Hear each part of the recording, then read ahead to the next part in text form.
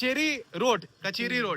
हम लोग अभी कचेरी रोड, और हमारे को सोनू भाई जो है वो अजमेर की देखो गलियां गलियां घुमा रहे हैं, मतलब अच्छी तरीके से कि भाई ऐसा ऐसा है माशा। और अभी हम लोग इंशाल्लाह ताला नमाज पढ़ेंगे। मेरी मम्मी ने घर पे दवाई भूल गई है, तो मम्मी को मैंने बोला मम्मी तू रोजा के अंदर एक बंदा नहीं दिख रहा है यार, शायद लॉक है क्या है मालूम नहीं है। देखो लॉक है, एयरटेल के अंदर एक बंदा नहीं है। भाई रोटी लगा दो भाई। देखो मेरे सोनू भाई का बहुत बड़ा शुक्रिया अदा करता हूँ। आजकल फ्रॉड बहुत होता है, बोलते हैं कि ओटीपी किसको देना नहीं, तो ये भाई है हमारे यहाँ के अजमेर के ही है, तो इन्होंने क्या किया है, मैंने तो नहीं खाया, सहारी नहीं किया, खाली बस दूध और चाय, ये सॉरी चाय और रोटी खाया हूँ मैंने, क्योंकि मेरे को थोड़ा लोकल का रेफरेंस लगता है। तो हमारे सोनू भाई बचपन के यार है माशाल्लाह से, इनको जरा एक बीमारी भी हो गई है तो माशाल्लाह अभी देखो लाइन लगी है, बत्ती की लाइन लगी है माशाल्लाह से। रोशनी रोशनी का वक्त है, अपन साथों साथ चलेंगे इंशाल्लाह ताला। गर्दी थोड़ी कम हो गई है छठी। हेलो दोस्तों, मैंने सिम कार्ड ले लिया हो, इन्होंने कहा ये शुभम भाई है, इन्होंने हेलो दोस्तों, नमस्ते, अस्सलाम वालेकुम, सत श्री अकाल। तो स्वागत है आपका हमारे यूट्यूब चैनल जिसका नाम है नाज मैडम। आप लोगों को सबको सातवां रोज़ा मुबारक हो माशाल्लाह से। अभी बज रहे हैं 3। तो मैं आया था मस्जिद में, ये फूल गली की मस्जिद है। मैं थोड़ा सोया, गोली वोली खा के मस्त एकदम। फिर उसके बाद में शायरी खाया, गोली खाया, और फिर सोने सोने से पहले जैसा कि मैंने आप लोगों को बताया, वो एक हादसा हो गया था। वो एक लड़की थी जो वो दरवाजे के पास में टक टक टक टक ठोक रही थी। वो तो रात का समय था, मतलब सुबह हो रही थी, थोड़ा अंधेरा था, तो मैं रिकॉर्ड नहीं कर पाया। वो घर के बिल्कुल बाजू में ना एक गौसपाक सरकार का चिल्ला है, गौसपाक सरकार का एक बत्ती लगा के वो लोग, फिर उसी के बाजू में घर है माशाल्लाह से। तो घर में कल ऐसा हो गया था कि वो लेडीज़ से मैंने बात किया, बाकायदा मैंने बात किया। वो जो लड़का था, वो भाई साहब है ना, मतलब उसको बोल रहे थे कि क्या हो गया क्या हो गया, तो उसको जवाब नहीं दे रही थी। तो अच्छा, लड़की 16 साल की थी। तो वो लड़की ने क्या करी, मतलब मैं गया, फिर मेरे को लगा कि क्या है भाई, मालूम नहीं है वो। तो मैं जाके उनसे बात की, मैं बोला उसको सिस्टर, हेलो सिस्टर, ये वो। तो उसने बोली कि हाँ बोलिए। तो मैंने बोला कि आप कहाँ से हो, तो उसने बोली यहीं से है, लेकिन वो यहाँ से अजमेर से नहीं दिख रही थी, वो कहीं और से थी। फिर मैंने उसको बोला कि आप कुछ खाएंगे, रमज़ान का महीना है, तो मैं ऐसे ही पूछा कि कुछ खाएंगे क्या, तो उसने बोली हाँ खाएंगे। बोला क्या खाएंगे आप, तो उसने बोली कि लोग जो खाते हो वो मैं खाऊंगी, ऐसा। तो ऐसा बोली ना, तो मैं समझ गया कि उसके अंदर है ना कुछ अलग ही एंटिटीज़ है। तो मेरी मम्मी भी बोलने लगी हट हट, बोले भला वाली है ये वो। तो फिर वो गई आगे, फिर वो रिटर्न आई और वो दरवाज़ा खटखटाने लगी। बहुत मसला हो गया था। फिर वही सब अंदर गए, और हम लोग सो रहे थे, मम्मी इन लोग हम लोग सब सो रहे थे, तो पतरे पे ना ऐसा खड़ करके आवाज़ आई। तो अम्मी बोली अरे वो बोला वापस यहाँ पे आ गई है वो। तो मतलब एक एसी का विंडो एसी है, तो उसका पतरा बाहर था, तो उसके ऊपर कुछ कबूतर या तो किसी ने कुछ ऐसा फेंका, या बोले अरे पत्थर मार रही है, बोले मम्मी, ऐसा डर गई। तो लेकिन ऐसा कुछ नहीं था। फिर उसके बाद में हम लोग उसी की बात कर रहे थे, मम्मी मेरे को पूछ रही थी क्या हुआ क्या नहीं, क्योंकि मम्मी को फिर मैं भेज दिया था ऊपर, और मैं नीचे लोगों से बातचीत कर रहा था। वो जो लोनावाला के लोग थे, तो उनसे मैंने बातचीत किया, बहुत अच्छे लोग थे माशाल्लाह से। फिर उसके बाद में मेरा पुराना भी एक जुड़ गया था एक वाकया। पिछले रमज़ान में भी एक लेडीज़, एक बच्ची थी जो मुझे मिली थी, वो मुंबई गवंडी से थी। तो मेरे घर वाले भी बोल रहे थे, बोले कि अरे यार वो थोड़ी ज़्यादा मेरे से ही बात करती थी, और मेरे हाथ से ही, मतलब मैं उस वो मेरे पास में, मतलब हम लोग साथ में ही शायरी वगैरह करते थे, अफ्तारी करते थे। वो मेरे को ढूंढने आती थी, मैं किधर हूँ क्या ये वो। तो वो भी अपने घर से भाग के आई थी, क्या क्या कुछ तो हुआ था उसके साथ। तो मेरे घर वाले थोड़े डर गए थे। इसके पिछले के पिछले रमज़ान की बात है, जब हम लोग आए थे। तो मेरे घर वाले थोड़े डर गए थे कि क्या है ये वो। लेकिन मैंने क्या किया, उसको बिठा दिया। मैंने ना उसके घर वालों को फ़ोन किया। उसके घर वाले बोले भाई मेरा ऐसा ऐसा है ये वो, मेरी बच्ची को बिठा दो ये वो। तो मैंने टिकट करवाया, और मेरे को इतना याद है कि मैंने टिकट करवाया, मुंबई की टिकट करवाया, नंबर लिख के दिया था, मैं बोला था कि जाएंगे वहाँ पे, पहुँचेंगे तो मेरे को फ़ोन करना, वीडियो कॉल करवाया उन लोगों को कि देखो मैंने बच्ची को ट्रेन में बिठा दिया हो, ये वो सब करके, और वो बच्ची अपने घर पे सही सलामत पहुँच गई। तो और उसके पैर में ना कुछ वो था, ताला वगैरह था, किसके, उसके, जो जिसकी मैं बात कर रहा हूँ, वो लड़की का नाम अच्छे कुछ था, तो वो मुंबई गवंडी से थी। तो मेरे घर वाले तो डर गए थे क्या है क्या नहीं, लेकिन मेरे को ऐसा लगा नहीं यार, ये बच्ची का अगर अपन नहीं करेंगे ना तो इसके, अच्छी थी बेचारी ये वो, तो मैं बोला कि कोई भी गलत फ़ायदा उठा लेगा। तो मैं ना थोड़ा ज़्यादा ही डरता हूँ। अभी मैंने इसके बारे में भी सोच रहा था लड़की के, कि ये लड़की यहाँ की तो नहीं थी, अच्छे घर की थी, तो कोई भी कुछ भी गलत वलत कर देगा, ऐसा भी होता है। और ये केस इन लोगों ने बताया यहाँ पे कि भाई लोग को फंसाया भी जाता है ऐसा। तो खैर अल्लाह ही बेहतर जानता है, जो मेरे हक में जो बेहतर हुआ वो मेरे साथ में हुआ, मेरे को ऐसा लगता है। वो लड़की चले गई अपनी जगह, हम लोग, मैं अपनी जगह चला गया, सोया होया। अभी मैं सो के उठा हूँ, उठने के बाद में ये यहीं पे मस्जिद है, तो मैं मस्जिद में आया, असर की नमाज़ पढ़ा, बज रहे हैं 3। फिर अभी मैं जाऊँगा घर पे, थोड़ी बहुत बातचीत करूँगा। फिर उसके बाद में अपन लाइव जाएंगे इंशाल्लाह ताला दरगाह में। माशाल्लाह से दरगाह के अंदर अफ्तारी के टाइम में लाइव जाएंगे। मेरे को बहुत मज़ा आती है, लोग मुझसे जुड़ते हैं तो मुझे बहुत अच्छा लगता है, लाइव जाने से लोग मुझसे मैं से बात करते हैं, बहुत अच्छा लगता है, सारी चीज़ें बहुत सही गई मेरी इंशाल्लाह ताला। माशाल्लाह आज 7वां रोज़ा है, देखेंगे कि किस तरीके से दरगाह में इंतज़ाम है। और छठी तो हो गई, छठी के दिन बहुत बहुत गर्दी थे, बहुत मतलब पब्लिक थे, लोग थे। छठी के दिन बहुत गर्दी थी, लोग थे, और बांटने वाले भी बहुत ज़्यादा लोग थे जो अपनी मतलब नियाज़ें वगैरह सब बांट रहे थे। तो ओवरऑल छठी के दिन बहुत, अभी एक एक कुछ कुछ लोग चले गए हैं, और अभी और भी बड़े बड़े दिन हैं माशाल्लाह से। और एक भाई ने बताया था कि 14 रोज़ा, जो 14 रोज़ा रहेगा, तो रमज़ान की 14 तारीख को मौला हसन की विलादत का दिन है, तो हम देखेंगे कि कितनी गर्दी क्या है, तो धीरे धीरे सब होएगा इंशाल्लाह ताला। तो खैर, सबको दुआ, सबको सलाम, सबको प्यार, अभी हम बढ़ते हैं आगे। हेलो दोस्तों, अभी मैं निकला हूँ मेरे फ़ोन को पोर्ट करने के लिए। हमारे सोनू भाई है साथ में, और माशाल्लाह से हम लोग पूरा अजमेर घूम रहे हैं।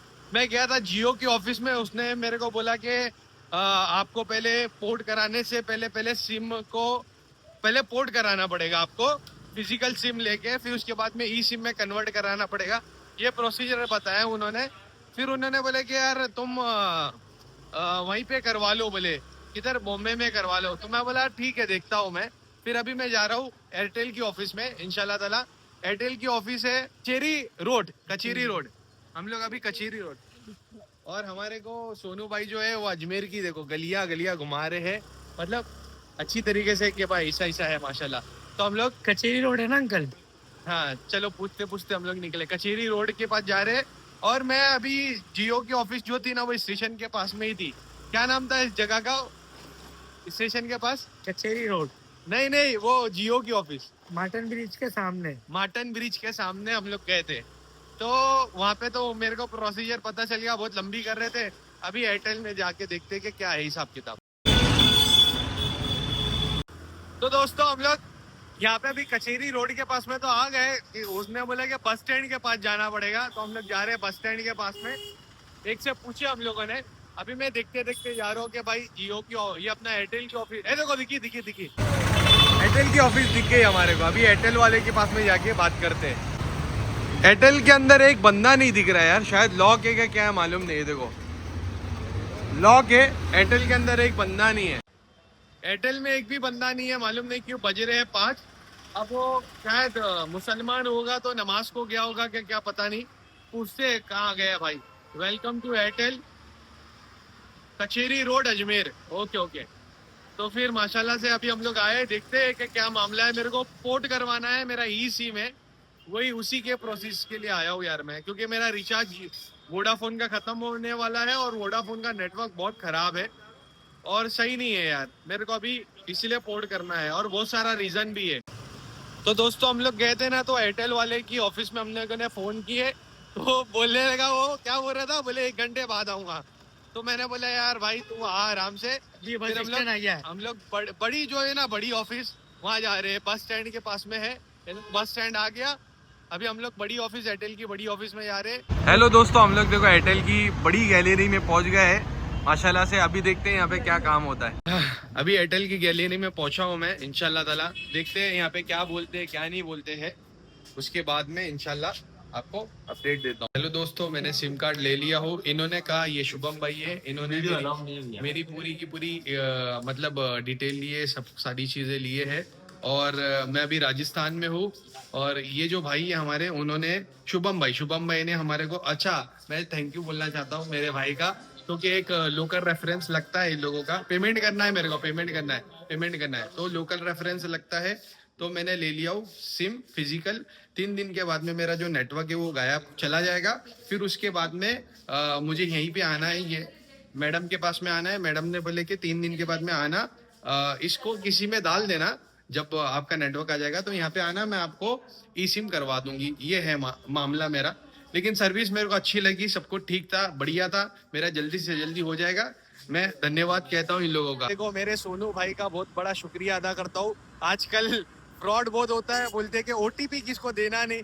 तो ये भाई है हमारे यहाँ के, अजमेर के ही है। तो इन्होंने क्या किया, नंबर इनका डाले तो उनका ओटीपी आया, तो वहाँ पे गया तो प्रोसीजर मेरा आगे बढ़ा। उन्होंने एयरटेल वाले लोगों की मेरे को एक बात अच्छी लगी, उन्होंने बोले कि आप जो है आपका 3 दिन में पोर्ट हो जाएगा, पोर्ट भी हो जाएगा और यहाँ पे आके ई सिम में कन्वर्ट करवा लेना। तो 3 दिन का उन्होंने प्रोसीजर बताया, और जियो वाले लोगों ने 7 दिन का बताया। तो मेरे को बहुत दिक्कत हो गई, और उन लोग बोलने लगे अरे आपका जो कार्ड है बोले वो महाराष्ट्र का है, ये वो। तो मेरे को है ना थोड़े अजीब लगा, मतलब बहुत ज्यादा ही सवाल हो गया था मेरे साथ में। लेकिन यार ये एयरटेल जो है वो मेरे को फटाफट काम करके दिया। और थैंक यू मेरे सोनू भाई का भी बोलना चाहता हूँ मैं। तो ऐसा रहता है, जो लोग अगर पोर्ट अगर किसी को करवाना कोई बाहर है, तो पोर्ट करवाने के लिए यहाँ के लोकल का रेफरेंस लगता है। तो हमारे सोनू भाई बचपन के यार है माशाल्लाह से, इनको जरा एक बीमारी भी हो गई यार बहुत प्यार। ये बच्चा बहुत अच्छा है, सोनू भाई बहुत अच्छे हैं, हाँ माशाल्लाह से। अभी हम लोग जा रहे हैं दरगाह पे माशाल्लाह। अभी अजान हो गई है, शायद असर की नमाज पढ़ेंगे, फिर अफ्तारी करेंगे इंशाल्लाह ताला, है नहीं दोस्तों। तो फाइनली मैं सिम कार्ड का जो भी है मैंने करवाया। नमाज बाकी थी मेरी असर की, तो असर की नमाज पढ़ा।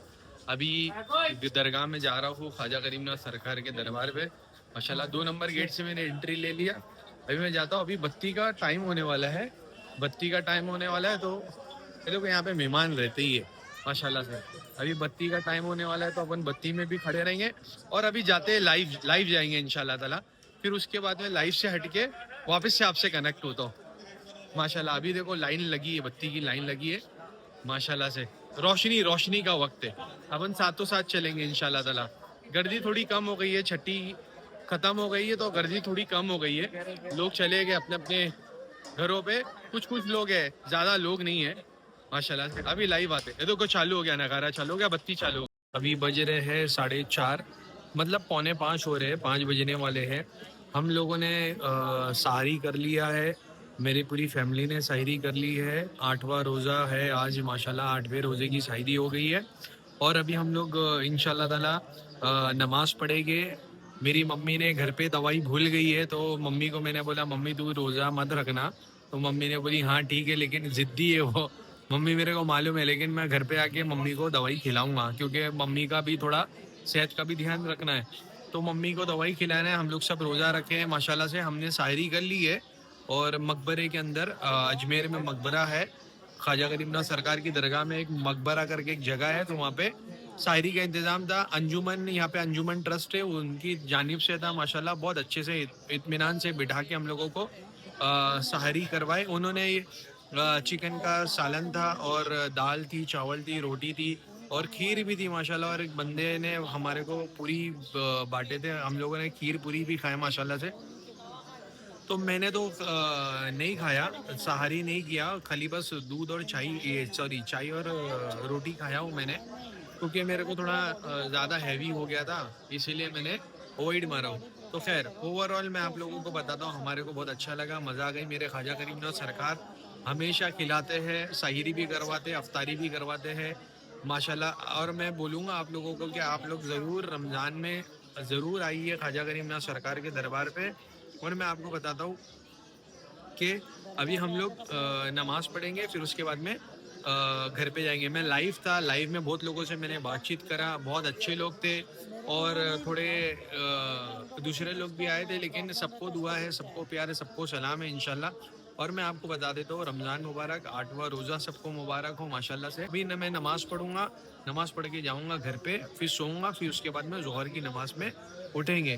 तो हम मुलाकात करते हैं दोस्तों हमारे अगले ब्लॉग में। ये ब्लॉग को मैं यहीं पे ख़त्म करता हूँ। मुलाकात करते हैं दोस्तों अगले ब्लॉग में। अल्लाह हाफिज़।